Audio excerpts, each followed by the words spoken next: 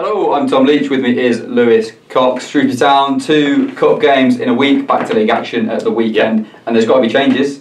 Looking back at Saturday, Lenny is now out, bad news for him, and probably going to go back to the Diamond, we think. Yeah, I think I would be tempted to do that. I think that's the best option available in the current ranks, certainly. I mean, obviously it was a much changed side at Port Vale. A lot of kids played really well. Back to Stoke, they played this...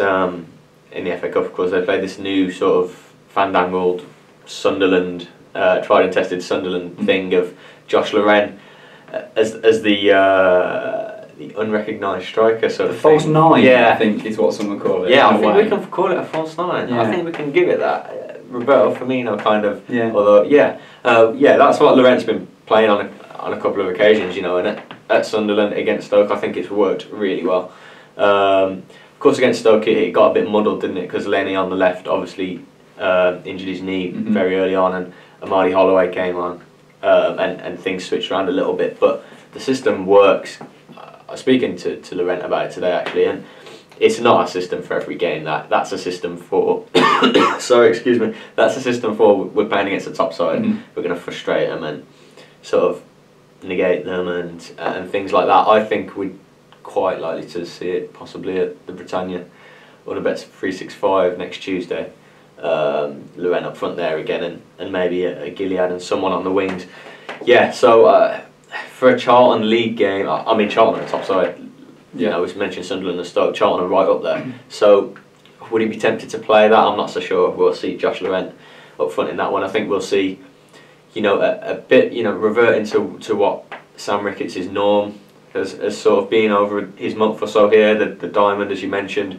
We haven't seen Fajiri Okunabiri top scorer for a little while. Obviously he was suspended for Stoke.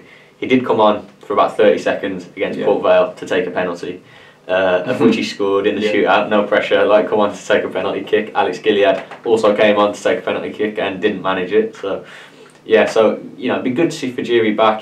Before that suspension he'd gone a couple without a goal.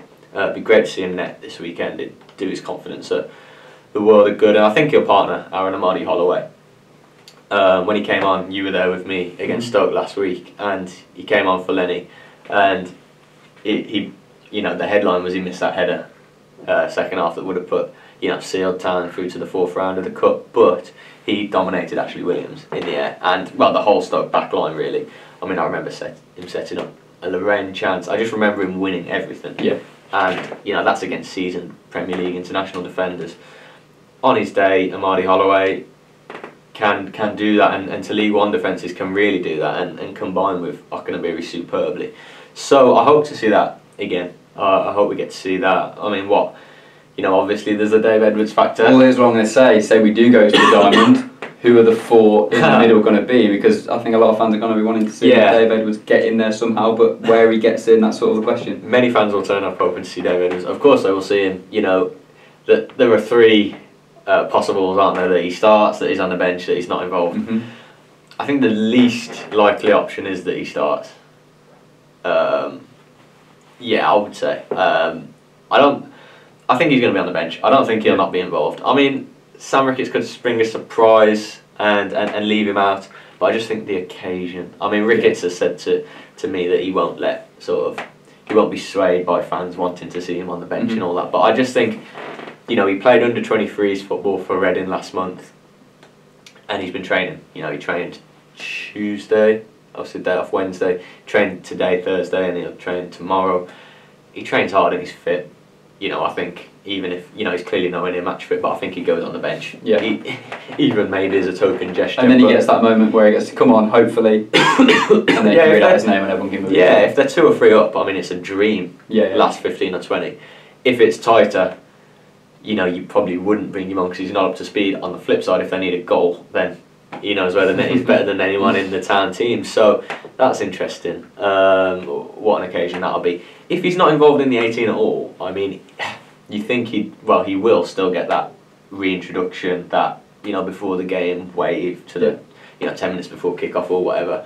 He won't have the same feel as, you know, if he gets to come on. I think that'll be the best one if Town are in a decent position and he can come on.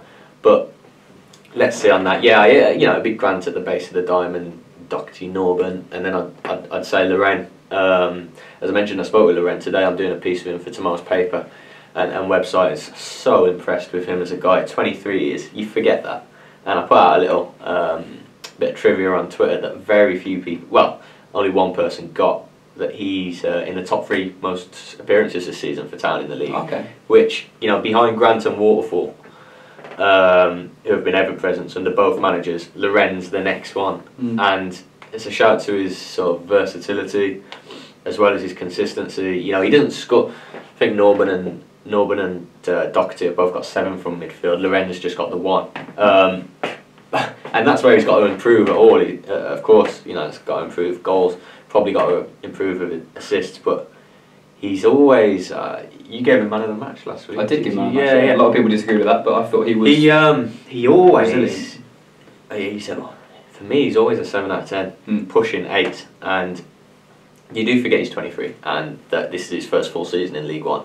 He's played way more football than you would ever think, and behind the scenes is what people might not realise. He's such a character behind the scenes. He's so key to the squad. You know, at Sunderland, he's a joker in the pack. He really is a lovely kid. I hope people get to watch that interview because it was fun, and read the piece tomorrow. I'd like to see him involved, and I hope he continues to show Town fans, you know, more of what he can do, because he's got such potential to be 23 years of age and already make 25 League One appearances this season.